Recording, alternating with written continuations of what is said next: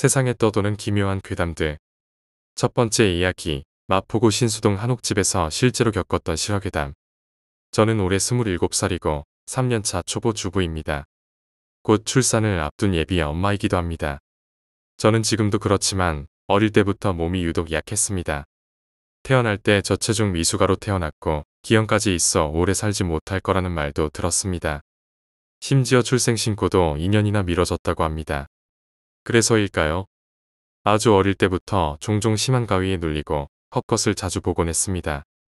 지금부터 들려드릴 이야기는 제 몸이 허약해서였는지 아니면 정말 알지 못하는 뭔가가 존재했기 때문인지 모를 5살과 15살 때 겪었던 기묘한 경험담입니다.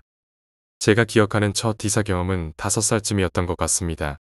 마포구 신수동에 있는 한 한옥식 다가구 주택으로 이사했는데 유치원부터 초등학교, 중학교, 고등학교까지 모두 그곳에서 다녔습니다.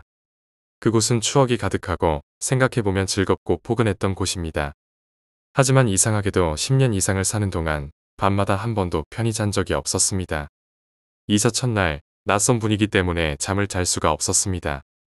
저는 겁이 많고 잘 놀라는 체질이어서 부끄럽지만 꽤 잘할 때까지 부모님과 한 방에서 잤습니다. 그날도 왼쪽에 어머니와 아버지가 나란히 누워 계셨는데 저는 잠을 이루지 못했습니다.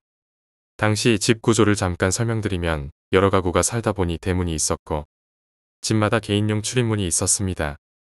한옥집이다 보니 그 출입문들은 유리로 만들어진 경우가 많았습니다. 저희 방에도 작은 출입문과 작은 마루, 부엌이 있었고 출입문과 일직선으로 유리로 된 방문이 있었습니다. 어린 마음에 그 유리문이 무서웠던 것 같습니다. 창밖에는 컴컴한 어둠밖에 보이지 않았으니까요. 첫날 밤 저는 부모님 옆에서 밤새 떨고 있었습니다. 그때 어두운 부엌 쪽에서 인기척과 함께 젊은 여자 목소리가 들렸습니다. 저를 부르는 소리였습니다. 맑고 낭낭한 목소리로 아가야, 잠깐만 나와봐. 언니가 선물 줄게. 그 목소리는 밤새도록 저를 불렀습니다. 맑고 낭낭한 목소리였지만 오히려 그 낭낭함이 더 두려움을 불러왔습니다. 저는 떨며 밤을 지새웠고 날이 밝자 부모님께 말씀드렸습니다.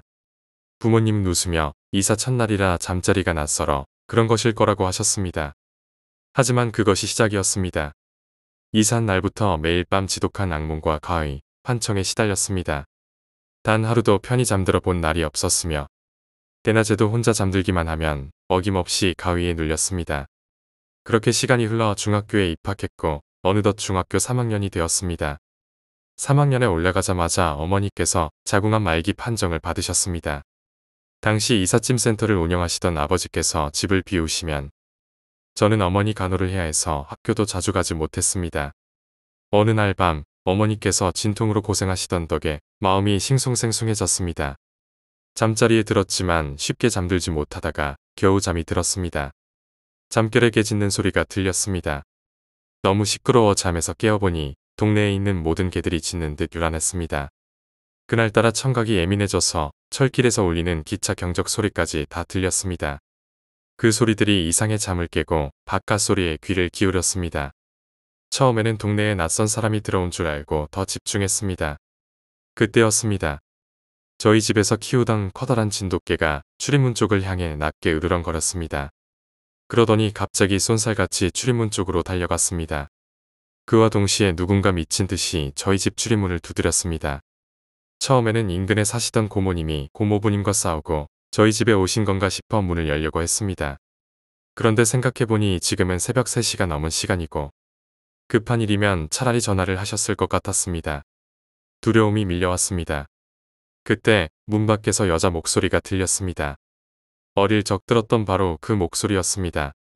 어서 문 열어. 빨리 나와야 돼. 이번이 아니면 영영 기회가 없단다. 오늘은 꼭 널 데리고 가야 돼. 얼른 우리와 함께 가자. 등에 식은 땀이 흘렀습니다. 나가볼 생각은커녕 대꾸도 하지 못하고 그 자리에서 떨었습니다. 한참을 떨고 있을 무렵 아버지께서 자리에서 일어나셨습니다. 조용히 TV를 켜시면서 오늘따라 동네 개들이 왜 이렇게 시끄럽냐고 하셨습니다. 아버지께서 자리에서 일어나자마자 개들의 짖는 소리가 점점 잠잠해졌고 문을 두드리던 소리와 저를 부르던 소리도 사라졌습니다. 다만 저희 집개만 출입문을 향해 여전히 낮게 으르렁거리고 있었습니다. 아버지께서 다시 주무시러 가시자 개 짖는 소리와 문 두드리는 소리가 다시 시작되었습니다. 그리고 저를 부르는 그 목소리도 다시 들렸습니다. 결국 동이 트고 부모님이 일어나시기 전까지 저는 자리에 들지 못했습니다. 아침에 아버지께 간밤의 일을 여쭈어 보았지만 아버지께서는 개들이 시끄럽게 짖는 소리만 들으셨고 다른 소리는 못 들으셨다고 하셨습니다. 그 후에도 더 섬뜩한 일들이 있었지만 적지 않겠습니다. 다만 그 집에서 10년 넘게 사는 동안 저희 어머니는 자궁암으로 오랜 투병 끝에 돌아가셨습니다. 저 역시 불면증과 잦은 병치레를 했습니다. 어머니가 돌아가신 후 아버지와 저는 서대문 충정로로 이사했습니다. 이사 후에는 가위 눌림과 악몽이 거의 사라졌고 혼자 낮잠을 자는 것도 가능해졌습니다. 돌이켜보면 즐겁고 행복했던 유년 시절이었지만 유독 밤의 기억만은 그렇지 못했다는 것이 아직도 의문입니다. 두 번째 이야기, 무연고 묘지 근처에서 후임병이 본 미스터리한 현상. 때는 초가을이었다. 급격한 일교차로 새벽에 안개가 자욱하던 때였다. 그날 다른 소대 후임이 초소에서 근무를 섰다. 취약 시간이라 불리는 2시에서 3시 반 사이였다. 원래 규정대로라면 선임병은 초소 밖에서, 후임병은 초소 안에서 각각 할당된 경계구역을 주시하고 있어야 했다. 후임병은 수화를 해야 하기에 항상 진입로 쪽을 감시해야만 했다. 그 초소는 울타리 주변에 위치해 있었고 진입로는 교통호 형태로 만들어져 있었다. 호라는 것은 쉽게 말해 전쟁 때 적군의 총알을 피할 수 있도록 파여있는 구덩이를 말한다. 그러니까 그 구덩이가 길 형태로 쭉 늘어서 있는 것이 교통호였다. 호 밖에는 나무 몇 그루가 심어져 있었고 그 후임은 희미하게 경계등 불빛이 비춰지는 진입로 쪽을 주시하고 있었다. 취약 시간이라 졸리기도 했고 안개가 낀 탓에 흐리멍덩한 상태였다. 그런데 그때 있어서는 안 될 무언가를 보고 말았다. 분명 울타리 안쪽인데 교통호 밖 경계등 불빛이 비춰지는 곳에 웬 남녀가 쪼그려 앉아 이야기를 나누고 있었다. 아무 생각 없이 지켜보다가 뭔가 이상하다는 생각이 들어 유심히 보았다. 갑자기 그 남녀가 이야기를 멈추더니 동시에 고개를 들어 후임 쪽을 쳐다보았다. 놀란 후임은 소리를 질렀고 동초를 서던 선임병이 무슨 일이냐고 물었다. 후임은 울타리 안에 사람이 있다고 말했다. 기겁한 선임병이 가봤지만 당연히 아무것도 없었다. 후임은 졸지 말라는 꾸지람을 받은 후 다시 근무를 시작했다. 그러나 후임은 방금 있었던 일로 인해 무서워서 정신을 차릴 수 없었다. 그래서 계속 진입로 쪽을 보고 있었는데 이번에는 호 밖에 자란 나무 뒤에 무언가가 있는 것처럼 보였다. 때마침 안개가 호 주변에 두껍게 끼어 있어서 후임은 잘못 봤겠지 하고 고개를 저었다. 그런데 속옷인지 수에 같은 것이 펄럭이는 듯하더니 웬 여자가 나무 뒤에서 고개를 빼꼼히 내밀어 보였다. 기절초풍할 일이었다. 집도 아닌 군대에서 귀신을 보게 되었으니 말이다. 하지만 많은 선임들은 그 시간이 취약 시간이라 후임병이 졸다 헛것을 본 거라고 치부했다. 그러나 그 초소 부근에 무연고 묘지들이 많아 찜찜한 기분이 드는 것은 사실이었다. 게다가 그 즈음 부대에서 예초 작업을 하며 묘지 위에 벌초한 풀들을 그대로 쌓아두는 바람에 찔리는 짓을 많이 했던 것도 사실이었다. 그날 이후로 근무를 들어갈 때마다 귀신을 보려고 안달이 나 있었다. 앞서 소개한 두 병사보다 선임이었고 응당 선임병으로 들어갈 차례였지만 일부러 후임에게 부탁해 후임병 자리에 서기도 했다. 실제로 뭔가 볼 뻔도 했지만 아직 아무것도 보지 못한 상태다. 세 번째 이야기, 외할머니 집으로 향한 가족. 이건 내가 겪은 이야기다. 5살 때쯤 한밤중에 어머니가 갑자기 나를 깨우시더니 주섬주섬 옷을 갈아입혔다. 어머니는 아무 말도 하지 않으셨고 내 옷의 단추를 잠그고 계셨지만 나는 졸린 마음에 울음을 터뜨렸다. 그러자 복도에 있던 아버지가 자라고 하셨다. 그제서야 나는 다시 잠옷으로 갈아입고 꿈나라로 갔다. 다음 날 밤 어머니는 또다시 나를 깨워 옷을 갈아입혔다. 어머니는 내 옷의 단추를 잠그며 아주 작은 목소리로 어제처럼 물어 빨리. 나는 멍하니 그저 단추를 잠그는 어머니의 손가락만 바라보고 있었다. 그때 이번에는 3살짜리 동생이 울음을 터뜨렸다. 그러자 다시 아버지가 됐다라고 하셨다. 그날도 그렇게 잠에 들었다. 다음 날 어머니는 나와 남동생을 차에 태우고 외할머니 집으로 향했다. 뒤를 돌아보니 아버지가 크게 손을 흔들고 계셨고 남동생과 나는 선물 사 올게라고 외치며 아버지에게 우리도 크게 손을 흔들었다. 그 후 집으로 돌아갈 일은 없었다. 그대로 부모님은 이혼하셨고 아버지와도 2번 다시 만나지 못했다. 사춘기에 접어들면서 동생과 나는 엄마를 미워했다. 그건 추측일 뿐이었지만 당시 우리에겐 현실에 가까운 이론이었다. 동생과 나, 우리의 기억에 마지막으로 남은 이미지는 우리를 향해 반갑게 손을 흔들어준 아빠였다. 그런 분을 엄마는 매몰차게 버린 거라고 생각했다. 성인이 되고 나서 나는 엄마에게 다시 물었다. 그때 도대체 왜 아빠에게 그렇게 하셨느냐고. 자초지종을 듣게 된 건 그때였다. 어머니에게 들은 충격적인 사실은 일가족 몰살 사건 직전의 상황이었다. 당시 도박의 돈을 탕진한 아버지는 결국 친구나 지인들에게도 배척당하고 인맥과 돈줄이 모두 막혀버렸다. 그런 아버지가 다 같이 죽자며 어머니에게 부엌칼을 들이댔다고 한다. 어머니는 반항할 수도 없는 상태에서 어쩔 줄 몰라 하다가 나를 깨운 것이었다. 훗날 어머니에게서 들은 말로는 네가 울어서 간신히 넘어갔지. 이제야 들은 이야기지만 어머니와 함께 아버지 곁을 떠난 그날 아버지 손에는 사실 식칼이 들려 있었다고 한다. 그땐 이 아버지가 한가롭게 손을 흔들던 게 아니란다. 우리를 죽이려고 분에 못 이겨 허공에 마구 칼을 휘두르면서 뛰어온 거야. 엄마는 그때 왜 너까지 웃으면서 손을 흔드는지 몰랐단다. 칼이 무섭지도 않았니? 엄마는 무서워서 죽고 싶었는데 엄마는 너희를 살리려는 생각뿐이었어. 그때 내 어린 눈에는 칼이 보이지 않았던 모양이다. 그러나 그보다도 일가족 동반 자살까지 마음먹었다가 그저 아이가 우는 것만으로 단념한 당시에 아버지는 또 어떤 마음이었을까 하는 생각을 종종 하게 된다. 4번째 이야기, 여신 선생님의 비밀. 어느 고등학교에나 여신 선생님이라고 불리는 선생님이 계십니다. 이 이야기는 그 선생님에 관한 이야기입니다.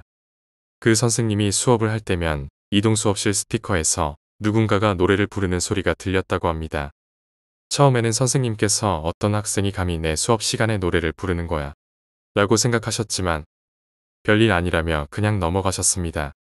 그런데 그 일이 반복되다 보니 학생들 사이에서는 귀신 소문이 돌기 시작했고 선생님도 짜증이 나셔서 다른 반에도 그 노래 소리가 들리는지 확인해 보기로 하셨습니다. 다른 반 선생님께 양해를 구하고 확인해 보니 다행히 그 반에서도 정체불명의 노래 소리가 들렸습니다. 누군가의 장난이구나 라고 생각한 선생님은 일단 돌아와 수업을 이어가셨습니다. 하지만 얼마 후 다른 반 선생님이 찾아오셨습니다. 그분은 여신 선생님이 그 교실에 들어왔을 때 노래 소리가 들리기 시작했고 선생님이 나가자마자 노래가 멈췄다고 하시는 겁니다. 게다가 나중에 알아보니 학교 방송실에서 나오는 스피커는 반마다 따로 사용하는 것이 아니라 학년별로 나뉘어져 있었습니다. 즉, 반별로 따로 소리를 내보낼 수 없다는 것이었습니다. 그때부터 여신 선생님은 귀신이구나 라고 생각했지만 일부러 내색하지 않고 의식하지 않으려고 하셨습니다. 하지만 그 이후로도 스피커에서 계속 노래가 들리고 이상한 일들이 자주 발생했다고 합니다. 비가 많이 오는 날 선생님이 수업 중이었는데 갑자기 천장에서 물이 확 쏟아졌습니다. 그런데 더 놀라운 것은 그 천장에는 빗물이 셀만한 틈조차 없었다는 겁니다. 더 무서운 건 학생들이 선생님 바로 옆에 물이 쏟아졌는데도 선생님 걱정은 하지 않고 전선 걱정을 했다는 겁니다. 선생님, 옆에 전선 있어요. 어서 치워요. 이런저런 일이 많이 일어났지만 선생님께 직접적인 위험은 없었습니다. 선생님도 익숙해져서 귀신을 언니라고 부르며 친근하게 대하셨다고 합니다. 정보실에서 그날의 다른 반 선생님과 같이 있는데 갑자기 프린터가 작동할 때도 있었습니다. 그러면 선생님은 언니, 장난치지 마세요라고 하셨고 그러자 프린터는 멈췄다고 합니다. 요즘은 더 친해졌는지 아이들에게 언니의 단점에 대해 불평도 하신다고 합니다. 우리 언니는 다 좋은데 한 박자씩 느린 게 흠이야. 그게 무슨 말이냐면 엘리베이터를 탈 때, 문이 닫힐 때 사람이 급하게 와서 손이나 물건이 끼면 텅 소리와 함께 문이 멈췄다가 다시 열리잖아요. 그런데 여신 선생님이 혼자 엘리베이터를 탈 때면 항상 선생님이 타고 난 뒤에 아무도 없는데도 텅 소리가 나고 문이 한번 열렸다가 다시 닫힌다고 합니다.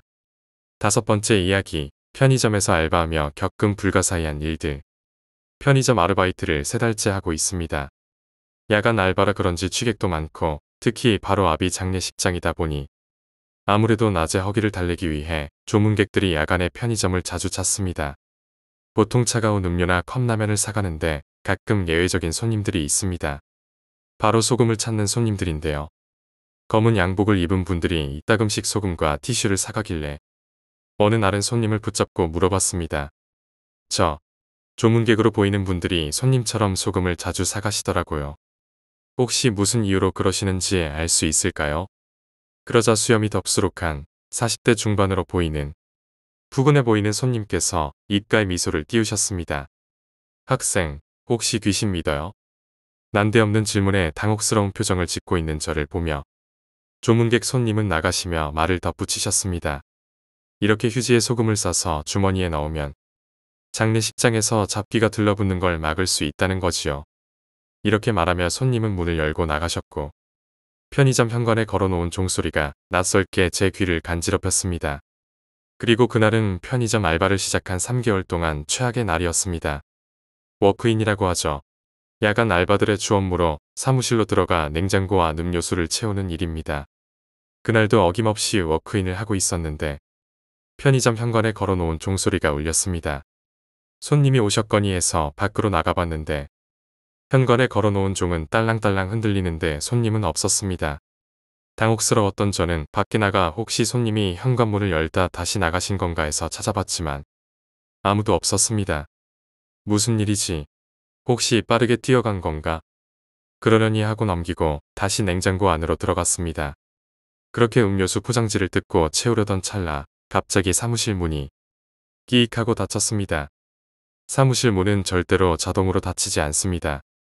저희 편의점만 그런지 모르겠습니다만 문 좌측 최상단에 고리가 있어 워크인을 할 때 현관문이 열려 손님이 오는 소리를 듣기 위해 문이 닫히지 않도록 고리를 걸어 놓습니다. 정말 무서웠습니다. 들어오기 전 문은 분명 고리에 걸려 있었습니다. 제가 고리에 걸면서 문고리에 날파리가 앉아 있는 걸 보고 손으로 휘휘 저었던 기억이 있기 때문에 확실합니다. 문 오른쪽 위로 CCTV가 있는데 CCTV로 불 꺼진 사무실에 저 혼자 서 있는 모습을 쳐다보니 정말 괴기스러웠습니다. 그대로 사무실 문을 열고 뛰쳐나와 편의점 계단에 앉아 머리를 감싸쥐었습니다. 결국 그날은 점장님께 이러이러한 사정이 있었다고 말씀드렸고 워크인을 채우지 못했다고 보고했습니다. 그러자 점장님은 그동안 이 편의점에서 야간 알바를 했던 모든 알바생들이 저와 같은 이야기를 했다고 하시더군요. 문이 저절로 닫힌다거나 편의점 종소리가 난데없이 울렸다거나 6번째 이야기, 새벽에 국도에서 만난 부산행 택시의 미스터리. 재작년 겨울에 있었던 일입니다. 주말이라 양산에 사는 친구와 술 약속을 잡았습니다. 참고로 저는 부산에 살고 있고 양산에서 저희 집까지 택시비는 할증이 붙으면 3만원 조금 넘는 거리입니다.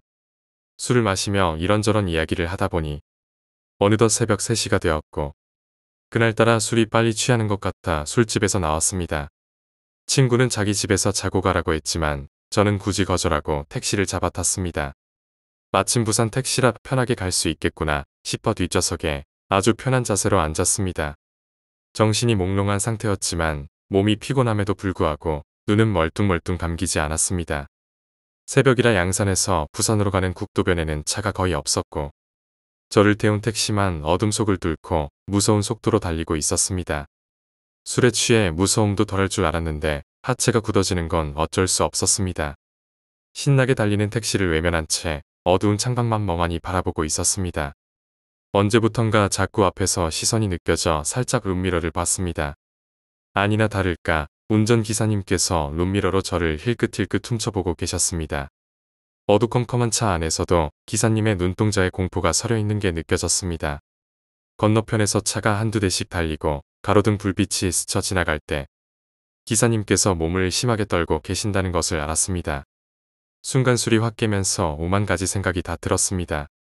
얼마나 달렸을까? 아파트 불빛이 보이고 가로등과 신호등 덕분에 주위의 어둠이 사라질 즈음 기사님께서 심하게 떨리는 목소리로 물어보셨습니다. 손님 혼자 타셨죠? 저도 모르게 자신 없는 작은 목소리로 네 라고 대답했습니다. 그 대답과 동시에 택시가 급정거를 했습니다. 고요한 새벽, 택시가 끼익 소리를 내며 미끄러질 때 죽는구나 싶었습니다. 안전벨트를 매지 않았던 저는 앞 운전석 의자에 튕겨나가며 몸이 구르듯 움직였습니다. 잠깐 정신이 멍해졌다가 깨보니 기사님께서는 두 손으로 핸들을 꽉 쥐고 머리를 숙인 채 심하게 떨고 계셨습니다. 그때까지도 택시가 왜 급정거를 했는지 몰랐습니다. 주변을 추스르고 편의점에서 음료수를 마시며 이야기를 들었습니다. 장시간 운전을 하다 보니 기사님도 정신이 몽롱한 상태에서 저를 태우셨다고 했습니다. 국도에 접어들 즈음 룸미러로 저를 봤는데 제 옆에 한 아주머니가 앉아있더라는 겁니다. 분명 저 혼자 탔다는 걸 알면서도 피곤해서 자기가 못 본 거라고 애써 생각했다고 하셨습니다. 어두컴컴한 국도에서 차마 저에게 물어볼 용기가 나지 않으셨다고 합니다. 그러나 그걸 아니까 더욱 무서웠다고 합니다. 극도의 공포 속에서 몸은 떨리고 오로지 불빛이 있는 곳으로 빨리 가야겠다는 생각만 들었기에 발은 무의식적으로 엑셀러레이터를 끝까지 밟고 있었다고 했습니다. 불빛을 보고 나서야 겨우 저에게 물어봤는데 제 대답에 극도로 긴장했던 몸이 순간 엄청난 공포에 사로잡혔다고 했습니다.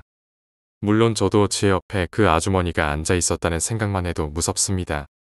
하지만 그보다 더 무서운 건 그날 저를 쳐다본 게 아니라 아무도 없는 제 옆 좌석을 공포에 질린 눈으로 쳐다보던 기사님의 눈을 아직도 잊지 못한다는 것입니다. 7번째 이야기, 교통사고와 불길 속에서 살아남은 남자의 비극. 내가 당직이었던 밤, 자다가 급히 호출을 받았다. 응급 상황이었다. 이런 일은 자주 있었다. 응급실에 가니 앰뷸런스가 막 병원에 도착했다. 앰뷸런스에서 내린 건 새까맣게 탄 시체였다. 구급대원에게 물어보니 50대 남자였다. 운전 중에 교통사고가 났고 불타는 차 안에서 빠져나오지 못해 정신을 잃고 쓰러졌다고 했다. 살아는 있었지만 온몸이 새까맣게 타서 고기 굽는 냄새가 사방으로 풍겼다. 토할 것 같았다. 전혀 움직이지 않았다. 이제 시간 문제였다. 굉장하네. 일단 심장은 멈추지 않았지만 가망은 없겠어. 구급대원이 말했다. 의사도 이거 정말 심하네. 하며 치료할 생각이 없어 보였다. 심각하네요. 간호사도 무서워했다. 나는 일단 검사를 해보기로 했다. 의료기기가 있는 방에 들어가 준비를 하는데 그 새까맣게 탄 환자가 실려왔다. 주사를 놓으려고 혈관을 찾는데 피부가 새까맣게 타서 어디에 혈관이 있는지 알 수가 없었다. 이거 엉망이라 주사도 못 놓겠네. 중얼거리며 혹시 멀쩡한 피부가 남아있는지 찾으려고 그의 팔을 잡았을 때 그 새까맣게 탄 환자가 말했다. 제 상태가 그렇게 심각합니까? 나는 말문이 막혔다. 그는 계속 의식이 있었다. 지금까지 우리가 나눈 대화를 전부 듣고 있었다. 그 방에 있던 의사, 간호사, 나, 구급대원 모두가 얼어붙었다. 결국 그 환자는 2시간도 지나지 않아 숨을 거두었다. 몇 번이나 저는 죽습니까? 라고 물었다. 우리는 몇 번이나 도망치고 싶은 충동에 휩싸였다. 8번째 이야기, 아파트에서 시작된 친구의 공포체험. 고등학생 때의 일이다. 토요일에 친구가 집에 놀러 오라고 했다. 부모님도 안 계시니 술이나 마실까? 라고 했다. 딱히 다른 약속은 없었지만 토요일에 남자 둘이서 논다니 그다지 유쾌한 기분은 아니어서 거절했다. 하지만 친구는 계속 집으로 오라고 졸랐다. 다른 사람도 있잖아. 왜 나야? 라고 물었더니 내가 제일 친하잖아. 라고 답했다. 친하긴 했지만 집에서 놀 정도로 친한 사이는 아니었다. 혹시 집에 혼자 있는 게 무서워서 그래? 라고 농담을 던졌다. 그런데 친구의 얼굴이 갑자기 굳어졌다. 아무 말 없이 잠시 있다가 진지한 표정으로 물었다. 혹시 유령을 믿어? 엉뚱한 질문이었지만 나는 본 적은 없지만 없을 것 같진 않다고 대답했다. 그러자 친구는 울 것 같은 얼굴로 주말에 꼭 와달라고 부탁했다. 집에 무슨 일 있는 거야? 매일 밤 12시쯤에 누군가 계단을 올라오는 소리가 들려. 별로 심각하게 듣지는 않았지만 이상하게 호기심이 생겼다. 토요일 나는 친구의 아파트에 갔다. 게임을 하며 놀다가 12시가 가까워지자 친구가 이상한 이야기를 꺼냈다. 일주일 전부터 매일 집 앞 계단을 올라오면서 숫자를 세는 소리가 들려. 그런데 나한테만 들리고 부모님한테는 안 들리는 거야. 나는 웃으며 물었다. 그럼 오늘은? 오늘은 분명히 계단을 다 올라올 거야. 오늘은 우리 집 현관문 앞까지 올 것 같아. 잘못 들은 거 아니야? 아니야, 분명히 누군가 집 앞에 있어. 그리고 오늘은 올 것 같아. 그게 무서워. 친구의 말이 끊기더니 갑자기 긴장된 표정으로 속삭였다. 들린다. 너도 들리지? 하지만 나에게는 아무 소리도 들리지 않았다. 아니, 안 들려. 왜? 지금 들리잖아. 지금 또 계단 하나 올라왔잖아. 진정해. 아무것도 안 들려. 그냥 기분 탓이겠지. 하지만 친구는 내 말을 듣지 않았다. 멈췄다. 지금 문 앞에 있어. 지금 열어볼까? 라고 물었더니 친구는 심하게 거절했다. 안 돼, 절대 열지 마. 분명 문 앞에 있을 거야. 그러다 갑자기 방 안이 조용해졌다. 이윽고 친구는 체념한 듯한 표정으로 말했다. 안 돼, 계속 여길 보고 있는 것 같아. 도망칠 수가 없어. 무슨 소리야? 아무 일도 없잖아.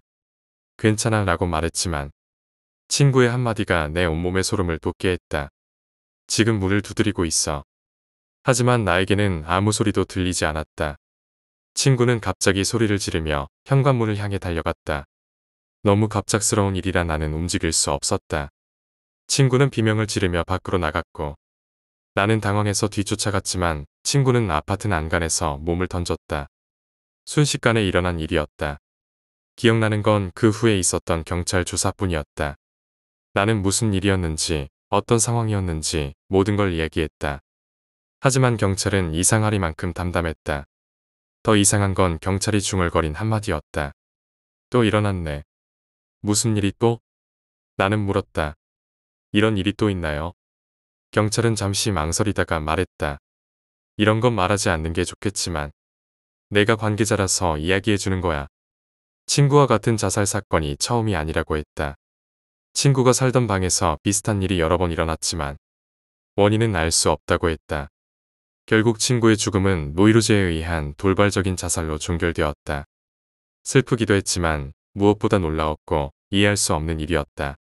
녀석은 대체 무엇을 보고 있었던 걸까? 경찰 조사가 끝난 줄 알았는데 집에 도착하자 전화가 걸려왔다. 죽은 친구의 어머니였다. 늦은 밤에 전화해서 미안하구나. 아닙니다. 괜찮습니다. 이상하게 생각하지 말고 들어줄래? 우리 아들 분명히 죽은 거 맞지? 순간 나는 친구를 잃은 충격으로 어머니가 이상해지셨나 싶었다. 장례식까지 마쳤으니 분명히 죽었을 텐데. 하지만 이어지는 어머니의 한마디에 나는 얼어붙을 수밖에 없었다. 지금 아들이 현관문을 두드리고 있어.